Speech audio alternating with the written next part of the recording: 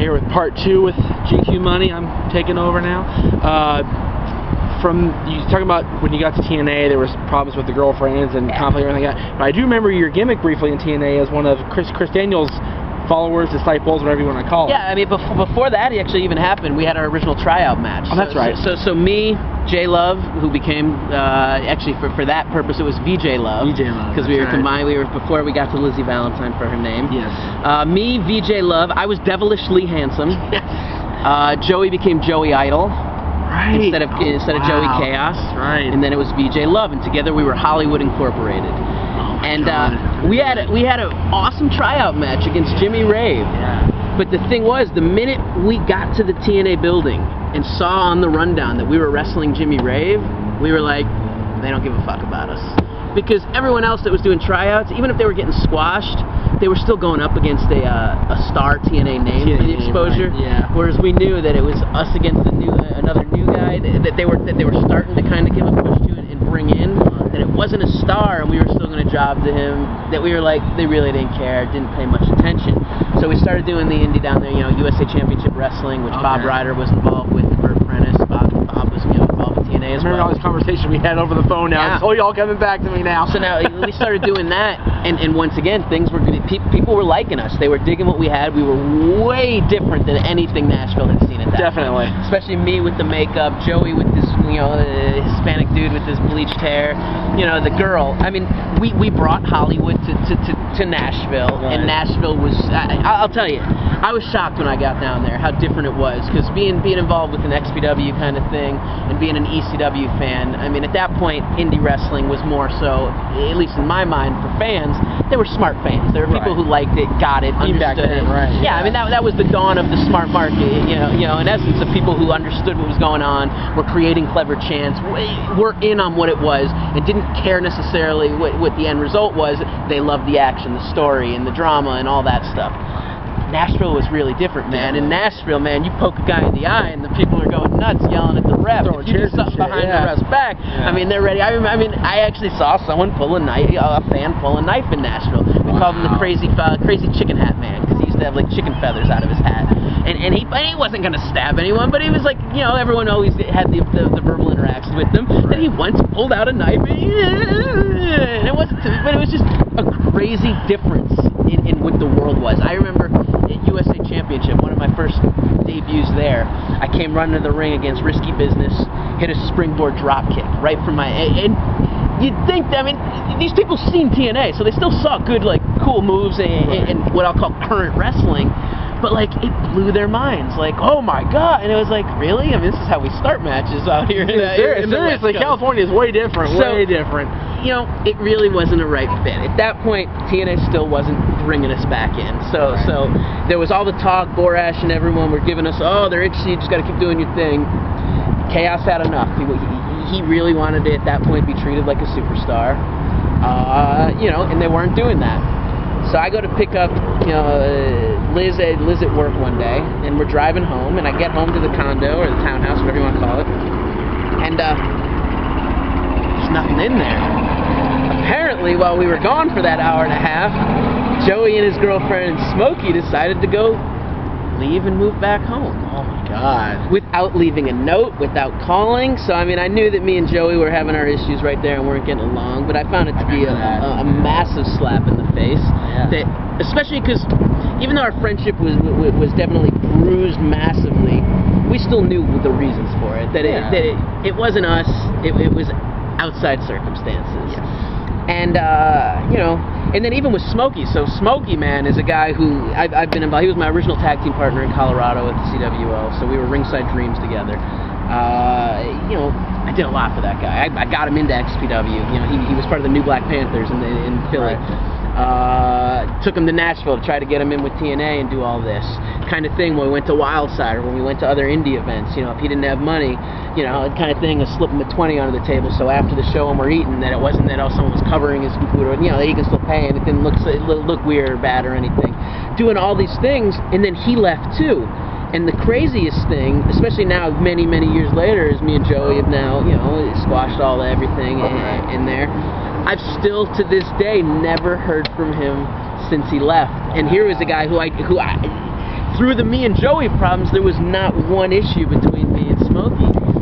And he left with Joey, and I've never heard from him again. And that was one of those really affected me, because it was like, I try to do a lot to help this guy in his career, and boom, just, once again, I don't mind that they left. I get that things weren't working out the way they were supposed to be, and I get that there were problems and there was conflict and tension.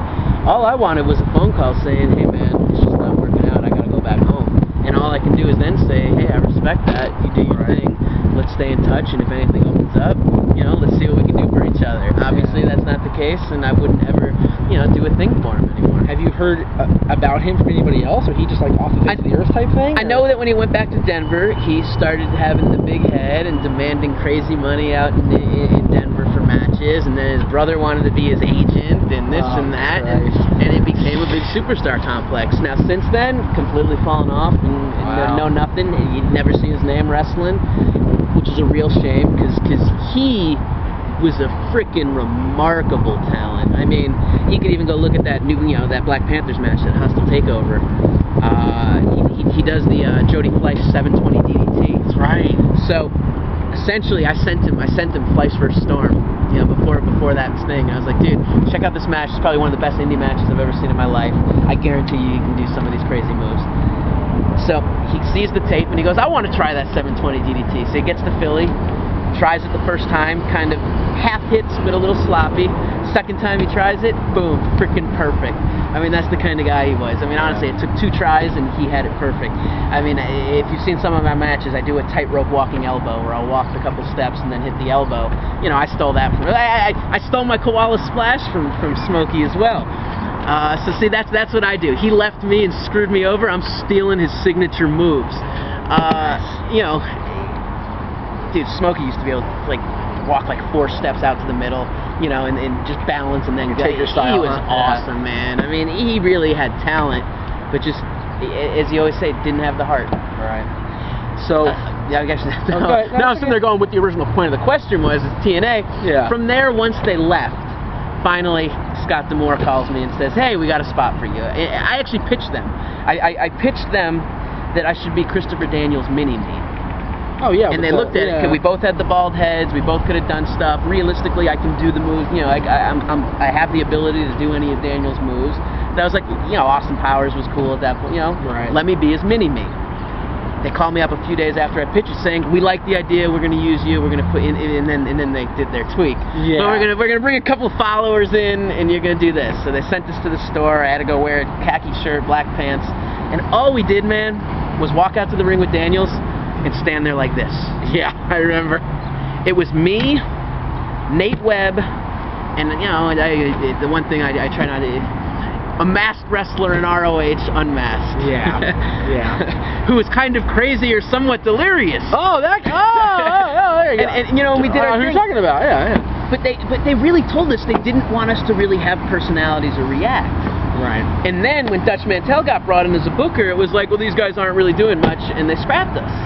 And it was like, well, we didn't show you anything because you wouldn't allow us to do anything. I remember one of the shows I started, despite what they told me, I decided that every time Daniels got hit, I was going to sell his hits on the outside. And, they didn't care. I had horrible experience with TNA right from the beginning. The first time we were officially part of it, I'm walking in in the back. Bill Behrens comes up to me. He's like, hey, Smiley, I hear you're going off a balcony today. What?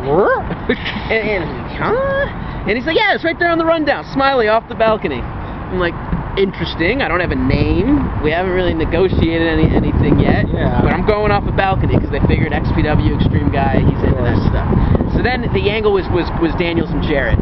So then Jarrett comes up to me, and Jarrett's a really nice guy. So I don't have anything bad to say about him. I actually like him personally. Yeah. But he goes, hey, Smiley, we were thinking, we want to do this balcony thing. We were thinking, maybe you can do it without a table. What? Are you kidding me? I think the whole point, not to break kayfabe again, but the tables break the fall, man. Yeah. And I kind of looked at him and was like, I'm not really interested. And Nate Webb was immediately like, I'll do it. And I looked at Nate and I said, take it, man. Be my guest. Yeah. He does the spot. He gets tossed off the balcony. TNA is a corporate company. They pay on payroll. The next week, when you're supposed to pick up our checks, there's no checks for us. And they give us, oh, it must have been, you guys are the new guys, must have been a mistake, and oversight in accounting, we'll get you next week. And we're sitting there going, yeah, right, you thought we were just so happy to be, be in TNA now that we weren't going to say anything. Exactly. Next week comes, check comes, open up our check, I look at it, like, huh? I thought you said it was going to be I walk up to Barron's, and then I thought you guys said it was going to be double. And he looks at it and he goes, that is double. And it, I won't talk numbers or anything, but and I wasn't expecting big money either. I mean, we're talking small amounts, but it was a lot less than I was expecting. Right. And when he said that is double, from that point on, I mean, honestly, I could care less about TNA. I was like, you guys are the #2 company in the country, and you're going to pay less than I've ever made my entire wrestling career. And I've had a pampered career. I wasn't the guy who went around the indies and then wrestled for $5 and $10. That's not what I did. Right. Like I said, I mean, my original Fed, our smallest crowd was over 400 people. Right. And I made money as a Fed owner. So I mean, I never did. And then I went to XPW where I was paid well and had a big crowd. I mean, I never. Because you're working for the porn company too. Exactly. So. I had a weekly salary and then my wrestling money on top. Right. So it was just such a turnoff. But then they scrapped the storyline. I tried to stay down there a little bit, do the indies, and it just wasn't for me. And it was time to come back to Hollywood, and that's when WSX came around. Right. Now the name. Though, and as I say that, actually non-wrestling, but for me, I came back first, and I got on the TBS reality show He's a Lady. Oh my God! From He's a Lady, I then competed out here on the CW affiliate on KTLA to become a weatherman. I remember that. And from the weatherman gig, then WSX finally came about. Now, I've been told by everybody but you, essentially, because I didn't go to the sources, I'm an idiot. Fabian Kalin, a name that comes out of the word kayfabe, is that what that was? Yeah, 100%. Actually, the character itself was a character in a script I wrote. I wrote a TV show, scripted drama, and it was one of my characters. At the time, my girlfriend watched the soap opera Passions. Oh, and there was this character on Passions named Alistair Crane, who you never saw him. It was just, the back of his head or the back, and he was this mysterious character. So I wrote my drama story with this Fabian Kalin character, who was the mysterious promoter, who you were never gonna ever see. Kevin, after reading it, was like, "Oh, I love that name. I love that character. Maybe you should do that." And at that point, I was like, "Well, I'm not selling the show. It's not going anywhere. What the hell? Why not?" Yeah. So, but yeah, it was definitely based off of kayfabe, and that's where the name came from. Because it was supposed to be a character that you didn't know. It was supposed to be a kayfabe character. Right. And it was funny with every passing episode that was filmed. I mean, you guys filmed it all pretty much in one shot there, pretty much. But with each passing week, he got more and more demented. And more, Essentially, it's one of those things. Originally, when we shot the pilot, I was full out Circus Barker, clock. Right. I mean, I was in crazy outfit. I was wearing my spring shoes. I was wearing this and that. And as I was walking out to start the taping, like right before they were starting the taping, the MTV execs, I guess that's something that Houston Paradise. Houston comes up to me. He's like, "Smiley, come here for a second. They really don't want you dressed like that. They think it's a little too crazy. That it's a little too ridiculous. TV. Do you have anything else?" So I start going on a fit, man. I'm taking my stuff off, I'm throwing luggage, throwing my shoes, and I'm throwing a little looking back, I mean, I was a little baby. Right, okay. I come out, I'm in jeans and a black shirt. I'm very plain, something I don't like to be. And I do the gig, how you saw me in the pilot episode. So after the pilot was shot, MTV came back to Big Vision and was like, we really like the wild, crazy version. We think it's going to fit the product better with the Carnival Barkers kind of character. Can we do that? At that point, I had come to the realization that I was better off without the crazy costume, and maybe me being me would be better long term for my career outside of just wrestling as a broadcaster, as trying to get other TV gigs out of WSX. I'm best off just being me, a Joe Rogan look, so to speak. The jeans and the button down. But MTV now wanted the other, so Kevin was like, "Well, we can't go from episode 1 plain to episode 2 crazy, so let's do this slow progression and evolve into it." And then eventually, if we had a season 2, it was going to start to make more sense. Storylines would have revealed that I was involved as like the evil promoter, and that's why everyone hated that I had so much involvement. It was going to be revealed that either I was going to be the Vince character, or I was going to be the right-hand man of the Vince character if we were to bring in a Heyman or someone when we were looking at that. And then from there, it seemed like wrestling wise, you kind of stepped away for a little while. Yes, the same thing as I always said. I didn't really want to pursue work, being a worker. Once again, it was know my role.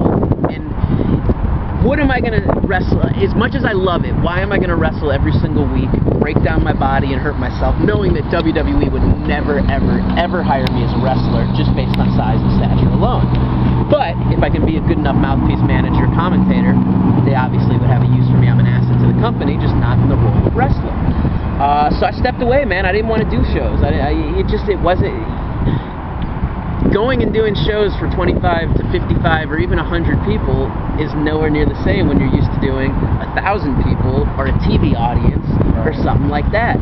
So it really lost its luster, and I definitely stepped away for a few years thinking, wow, maybe I could start my own thing. I mean, I have just notebooks and binders of stuff. I was going to try to promote my own shows, looking to do this massive 3-ring circus thing, and, it didn't work out. It never happened. And then finally, opportunities came to say, you know what, let me start my own school again and see what I can do and do stuff my way. The Fit Pit came around. First it was Slam City. So I went back to my old. That's right. I went back to my old partner from Colorado. So Dan had moved out here. The one that I had. That's where he came from. Okay, I was going to ask you the first time I went to the Pit. I didn't even. Yeah. So he was my original partner from Colorado. I had a fallout. Obviously, with a guy like me and my personality, I don't have issues forgiving people. I mean, I understand that drama and conflict can come from outside circumstances, and it's not necessarily personal. It could be, but I mean, there's more to life than holding a grudge. Oh, for sure. So I was like, we did big things in Colorado together. Maybe we can do it again. Dan definitely had a different style of training than most schools do. We always trained with a softer approach. It was never about getting people to come to our school and beat them up and destroy them and make them hate wrestling or see what their heart was, if they can withstand how, a lot of wrestling schools like to show you how real it is when you first get there and show you that it's not easy. And we'd like to make it easy. We'd like to make it accessible to everyone. So we started off, went about a year at Slam City, and once again, the same problems I have with Dana. So history repeated itself, and that I was doing all the work, everything involved in that was based on the work and effort I put in, and he would love to take credit for this and that. And the only main difference between this time and the Colorado time was this time it was my money.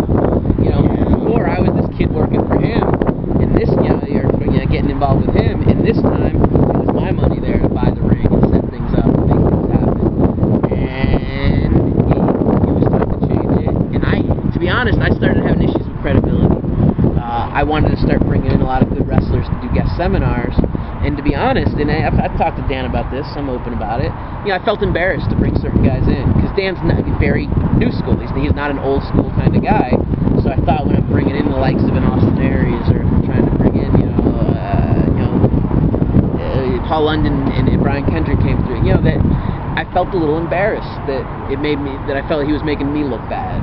And through that, it was January, I kind of said to Dan, I think I want to take this on my own, and I'd like to change it. His main comment was, I understand, my only thing is don't use the Slam City name, that's mine. So I said, no problem. We became the Fit Pit. There you go.